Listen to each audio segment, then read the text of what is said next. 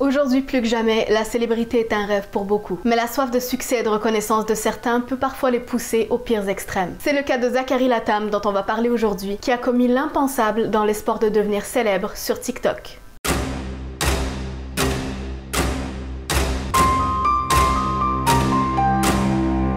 Hello tout le monde, ça fait longtemps qu'on s'est pas vu pour une longue vidéo sur YouTube. Comme vous le savez peut-être, ma santé n'était pas au beau fixe ces derniers temps. Mais malgré tout, je vous ai quand même posté du contenu, des petites histoires effrayantes sur TikTok. Donc voilà, je fais selon mes capacités, selon ma santé. Je suis très contente de vous retrouver ici aujourd'hui en tout cas. Car même si j'adore TikTok, ma chaîne YouTube c'est vraiment mon petit bébé. Je trouve que c'est vraiment ici qu'on a les échanges les plus significatifs dans la petite communauté qu'on a construite et j'aime beaucoup. Mais trêve de bavardage, lançons-nous dans la vidéo. Aujourd'hui, j'ai voulu vous parler d'une affaire de true crime qui m'a interpellée parce qu'apparemment c'est un jeune homme qui aurait commis ce crime horrible dans le but de faire le buzz sur TikTok. Et le plus fou c'est que quand je suis tombée sur cette affaire, j'ai reconnu en fait une des vidéos de cette personne parce que je l'avais déjà eu dans ma page pour toi sur TikTok. Donc c'était vraiment bizarre comme coïncidence. Personnellement je passe beaucoup de temps sur TikTok, c'est une application que j'apprécie parce que je trouve qu'elle permet vraiment de découvrir des petits créateurs grâce à son algorithme de découverte de vidéos. Ça permet non seulement de tomber sur du contenu qu'on verrait peut-être pas habituellement ailleurs parce que ça donne plus de visibilité aux gens qui n'ont pas encore une communauté bien établie. Alors que sur les autres plateformes, généralement, faut déjà que tu sois un petit peu connu pour que tes vidéos aient une chance d'atterrir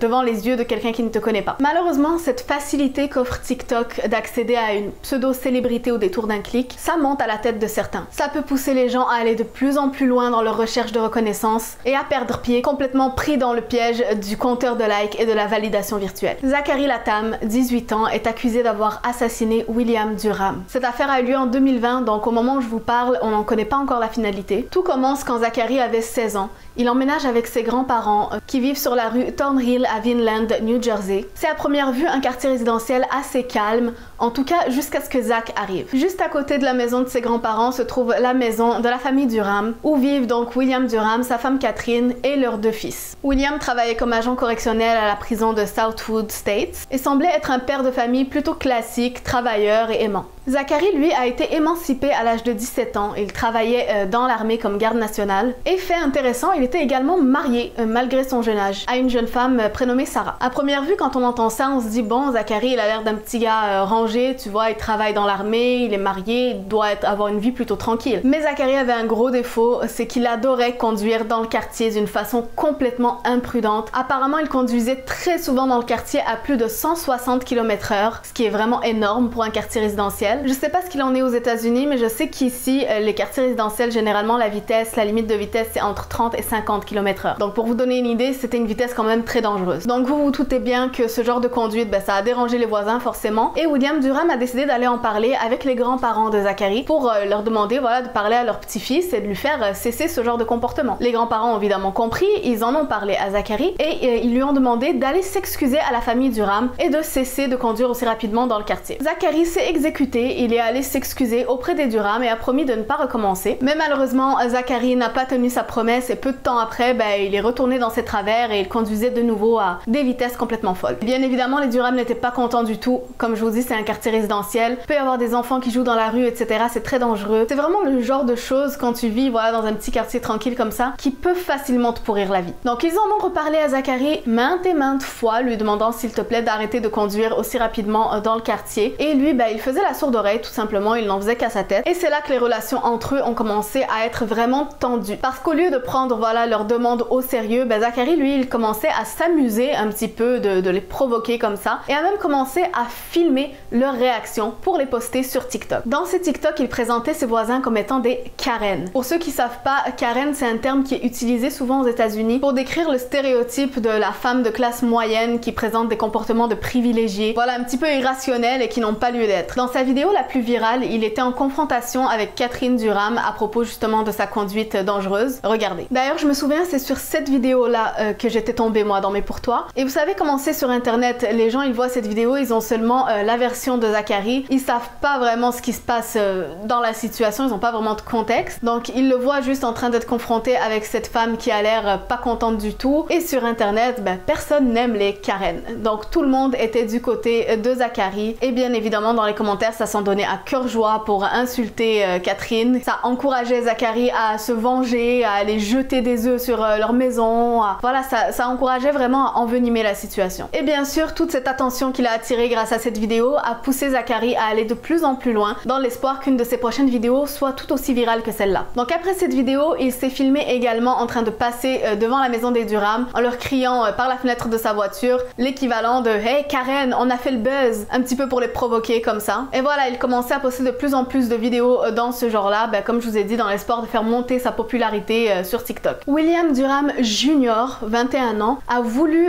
le confronter à un moment donné et lui a dit genre viens, sors de la voiture, viens, on parle et tout. Et dans cette vidéo, Zach apparemment l'a menacé avec un couteau en lui disant qu'il avait un couteau sur lui pour qu'il le laisse tranquille. Et Zach a évidemment filmé la scène et l'a posté donc sur TikTok avec comme description: le fils de Karen a trouvé ma vidéo virale et a voulu me faire sortir de la voiture. Faites buzzer cette vidéo. Hashtag Karen, hashtag Himad, hashtag KeepItBuzzy, hashtag For You Page. Donc on voit un petit peu le personnage. Donc lui, il s'est amusé de plus en plus de la situation. Quand il passait devant leur maison, il s'arrêtait, il faisait rugir son engine juste pour bien les emmerder. Quand ils étaient devant la maison en train de jardiner ou quoi que ce soit, il leur envoie des baisers soufflés par la fenêtre en les narguant, voilà. Il faisait vraiment tout en fait pour envenimer la situation et à ce qu'on dit, peut-être avoir plus de contenu pour le poster sur TikTok et continuer un petit peu à lancer dans la célébrité. Donc rendu là, les Durham étaient vraiment à bout et ils ont décidé d'aller vers des voies légales, tout simplement pour régler la situation, porter plainte, etc. Malheureusement, il y a eu la situation du Covid qui a frappé également à ce moment-là. Donc c'était très compliqué, il y avait beaucoup de délais dans les cours de justice, etc. Et c'était pas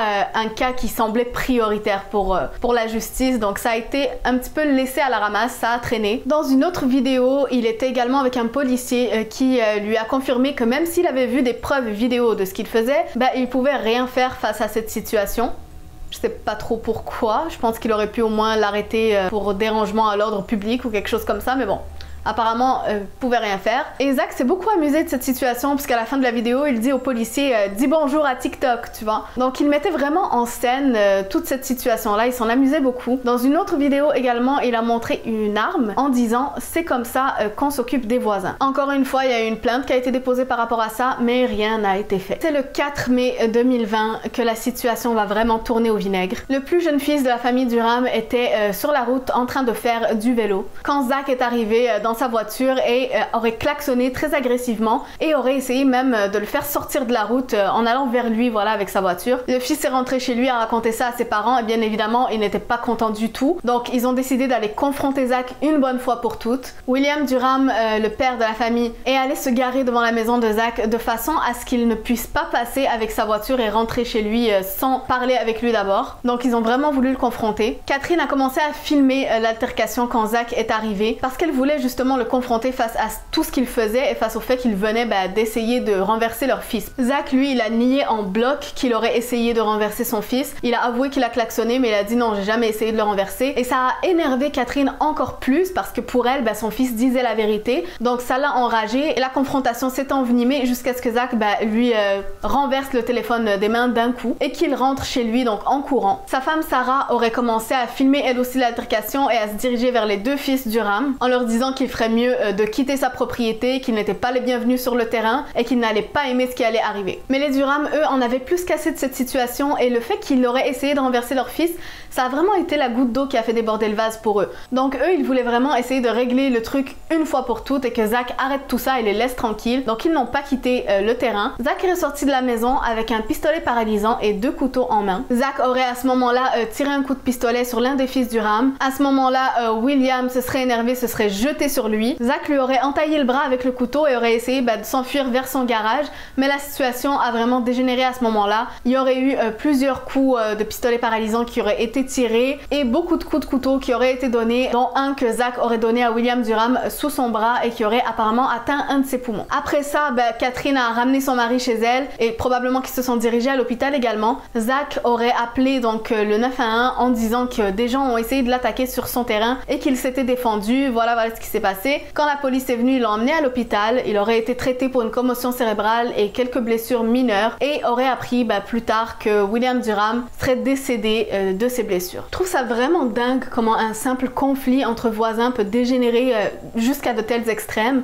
Et surtout, je trouve ça fou que quelqu'un puisse pousser et envenimer une situation comme ça, juste dans le but de faire des vues sur un réseau social, quoi. Ça me fait vraiment halluciner. En tout cas, les avocats de Zach, eux, nient complètement qu'il aurait fait ça pour une soif de notoriété, même si sa femme aurait apparemment dit que oui, elle avait filmé la situation et tout ça parce qu'ils voulaient mettre ça sur TikTok et qu'ils espéraient devenir célèbres grâce à ça. Zachary Latham a été accusé de meurtre au premier degré. Catherine Durham et ses 2 fils, eux, ont été accusés d'agression et d'intrusion. Et vous serez peut-être surpris de l'apprendre, mais après tout ça, Zach est retourné sur TikTok pour se moquer et parler en mal de la famille, les insulter, etc. jusqu'à ce que la justice lui interdise de parler de l'affaire publiquement. Donc pour vous dire vraiment, même après avoir pris la vie de quelqu'un, ça lui aura toujours pas mis du plomb dans la cervelle. En tout cas, comme je vous ai dit, on connaît pas encore le fin mot de cette histoire, il n'y a pas de jugement qui a été rendu. Donc tout ce qui est dit dans cette vidéo, c'est ce qui se serait passé selon les divers articles que j'ai lus. On verra pour la décision qui sera rendue. En tout cas, il attend la prochaine date de son procès, apparemment en mai 2021. Je sais pas ce que vous en avez pensé vous, mais personnellement, cette affaire m'a beaucoup choquée. Voir à quel point la soif de notoriété peut pousser quelqu'un au pire en fait. Et surtout le fait qu'après coup, semble pas avoir réalisé en fait la gravité de son geste. Mais bon, ça après on n'est pas dans sa tête, on n'en sait rien. Mais en tout cas, le fait qu'il soit retourné sur TikTok et parler en mal de la famille et tout, pour moi ça démontre qu'il a pas vraiment de remords. Mais bon, l'être humain m'étonnera toujours. J'espère que vous aurez aimé cette vidéo. Dites-moi en commentaire s'il y a certaines affaires true crime, etc. que vous aimeriez me voir traiter, pourquoi pas. J'ai été très contente de vous retrouver, j'espère pouvoir vous poster encore plus de vidéos prochainement. Et n'oubliez pas mes étoiles, le plus important dans ce monde, restez toujours aussi bienveillants et brillez de 1000 feux.